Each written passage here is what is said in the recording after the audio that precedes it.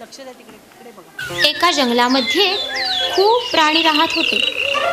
हत्ती, माकड, उंट, ससा, कासव, वाघ, कोल्हा आणि जंगलाचा राजा सिंह सुद्धा राहत होता. पण तो आता म्हातारा झाला होता. त्याला शिकार करता येत नव्हती, म्हणून त्याने सगळ्या प्राण्यांना बोलावून सांगितलं, आता मी म्हातारा झालो, माझ्याच्यानं शिकार करवत नाही. मी आता एकेका प्राण्याचे नंबर लावून ठेवतो. त्याप्रमाणे तुम्ही स्वतःहून माझ्याकडे या. मला फसवू नका. आला नाहीत तर मात्र मी तुम्हाला खायला येईन बर का. तेवढी ताकद माझ्यात जरूर आहे. असं म्हणून सिंहाने जोरात गर्जना केली. त्याबरोबर सगळ्या प्राण्यांनी माना डोलावल्या. झालं. दुसऱ्या दिवसापासून एकेका प्राण्याचे नंबर लागले आणि नंबराप्रमाणे सगळे प्राणी सिंहाकडे जायला लागले. बदक, कासव, हरिण, वनगाय यांची शिकार करून सिंह मजेत राहायला लागला. एकदा लागला ससेभाऊच्या आईचा नंबर. ती सशाला म्हणाली, बाळा, आज माझा नंबर आहे. आता मी मरणार. तू मात्र एकटा पडशील बरं. जपून राहा. स्वतःला सांभाळ. ससा हुशार होता. ससा म्हणाला, आई, तू मुळीच घाबरू नकोस. आज तुझ्याऐवजी मी जाणार आहे सिंहाकडे. त्याने आईला सांगितलं, मी आहे ससा, दिसतो जरी एवढासा, सिंहाला रडवीन ढसा ढसा. आई म्हणाली, बघ बाबा, तो आहे वनराजा. झालं. ससा बाहेर पडला. सिंहाकडे जायला निघाला. जाता जाता त्याला वाटेत कोण भेटलं माहितीये? असा आवाज करणारं माकड भेटलं. ससा त्याला म्हणाला, माकडा माकडा खूप, करतोस मस्ती खूप, पण सिंहा पुढे बसतोस चूप. माकड म्हणालं, मग काय करणार बाबा? ससा म्हणाला, बघ, मी आहे ससा, दिसतो जरी एवढासा, तरी सिंहाला रडवीन ढसा ढसा. माकड म्हणालं, असं? तुझी काहीतरी युक्ती दिसतेय. मग मी करू का मदत तुला? ससा म्हणाला, मदत नको, पण दुपारी जंगलातल्या तळ्याजवळ ये आणि बघच मजा मी काय करतो ते.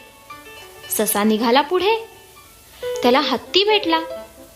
ससा म्हणाला, हत्ती रे हत्ती, तुझ्या अंगी शक्ती, पण सिंह पाहून तुला वाटते भीती. हत्ती म्हणाला, खरंच बाबा, मी एकटा काय करणार? ससा म्हणाला, पण मी बघ, मी आहे ससा, दिसतो जरी एवढासा, तरी सिंहाला रडवीन ढसा ढसा. हत्ती म्हणाला, अरे वा, तुझी काहीतरी युक्ती दिसतीये. मी करू का मदत तुला? ससा म्हणाला, मदत नको, पण दुपारी जंगलातल्या तळ्याजवळ ये आणि बघच मी काय मजा करतो ते. ससा निघाला पुढे. वाटेत भेटला वाघोबा. तो वाघोबाला म्हणाला, वाघोबा वाघोबा, तुम्ही फोडता डरकाळी, सिंह दिसताच तुमची येते रडायची पाळी. वाघोबा म्हणाला, खरंय बाबा. ससा म्हणाला, पण मी बघ, मी आहे ससा, दिसतो जरी एवढासा, सिंहाला रडवीन ढसा ढसा. वाघोबा म्हणाला, तुझी काहीतरी युक्ती दिसते रे. मी येऊ का मदत करायला? मदत नको, पण दुपारी जंगलातील तळ्याजवळ ये आणि बघच मी काय मजा करतो ते. त्यानंतर सशाला भेटला लांडगा.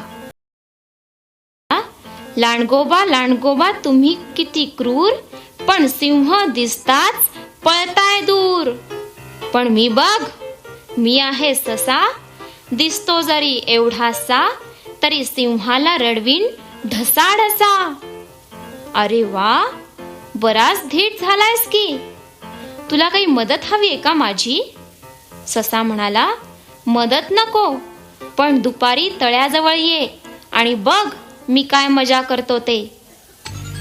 मग ससा गेला सिंहाकडे आणि म्हणाला, महाराज, आईच्या ऐवजी मी आलोय, पण मला यायला उशीर का झाला माहितीये? अहो, नवीन राजा आलाय आपल्या जंगलामध्ये. त्यानं मला पकडलं आणि म्हणतो कसा, मला रोज शिकार मिळाली पाहिजे. असं? मी तुमचा राजा असताना इथं नवीन राजा येईलच कसा? चल चल, ताबडतोब मला दाखव बरं, बघतोस मी त्याच्याकडे. सिंह आणि ससा दोघही जण तळ्याकडे गेले.